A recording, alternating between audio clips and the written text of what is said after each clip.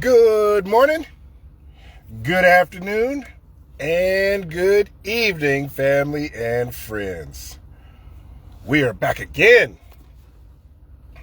So today I'm going to do this video. I'm just going to let you guys behind the curtain. That's what I call it.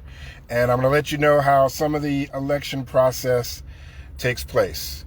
Now, this is my first time, so keep in mind that this is from my perspective on how this election process, what really goes down, okay?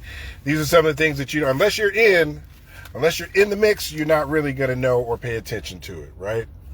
You don't really care about how the pizza's made. You just want it hot and ready and to go for it. Okay, now, but I want to give a disclaimer because I know that now that I am starting to be on the radar, there are going to be important political people that see my videos because it's on, my card, my snazzy new cards that I've got. It's got my Blue Sky and it's got my YouTube on there as well as my email, my contact stuff. Okay, so my videos are very casual, and the reason that they are casual is because when I first started doing videos, it was really for my family and friends, okay? Because when we have get-togethers, whether it's at this cousin's house or this aunt's house or, one of my brother's house, I have a large family, hundreds of people.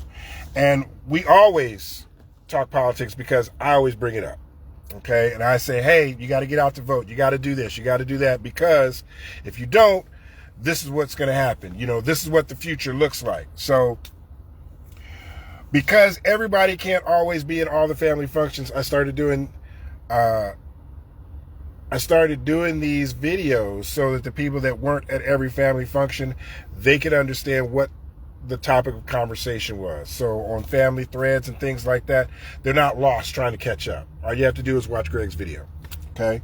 Another reason I keep it casual is because I have nephews and nieces, young folks that are like, oh, Uncle Greg's got a video coming, and they watch it. So I don't get too technical. Also, I'm very particular when I'm talking about something that is law or fact. I also make sure and say, hey, what I'm about to say is a conspiracy theory, or I say, what I'm about to say is my opinion, because being honest in what you say in public is very important. If people can't trust what you say, why should they vote for you or believe in you? Okay. And for those of you that have seen it, you'll remember that I'm the one with the honesty clause. Boom. Okay. Simple plug there for one of my other videos. All right. So last night, and here we go, behind the curtain, was what was called a ballot draw. And what a ballot draw is if you have multiple people on the same team that are going for the same position,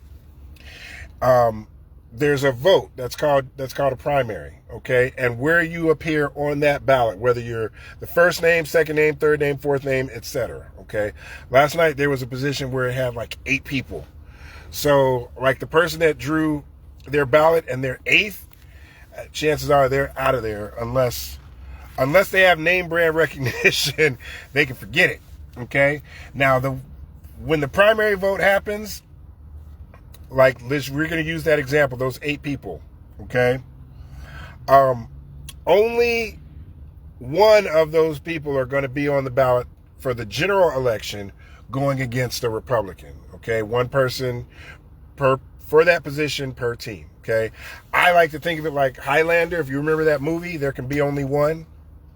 Some of you younger folks might think of it more like the Hunger Games, and hopefully the odds are forever in my favor. But for everyone else, think of it like tryouts for a football team. All the different positions on the football team, there can only be one starter.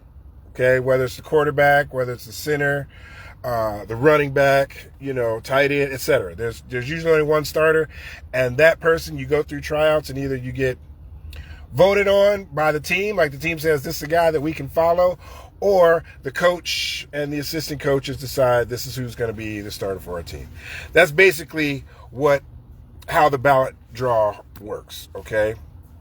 And I tell people, because I am being primary, I don't really think the person that is primary, they're not my enemy. We're on the same team, okay? So I just talk about what I'm going to do and how I'm going to do things differently. I don't talk about the other person. I don't have anything negative to say, because if they win, I'm going to support them, okay?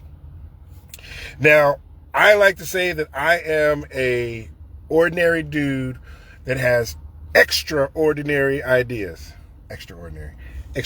You see what I did there? Nice play on words. But extraordinary doesn't really quite roll off the tongue, does it? So instead, I'll say that I am a normal dude with good common sense ideas. I like that. We can roll with that. Anyway, I have a couple of meetings today. All right. One of them I am meeting with because I'm running as a Democrat, but one of them I am going to be meeting at a Republican group. So your boy is going into the lion's den. I'm never scared. Okay. I'm going into the lion's den.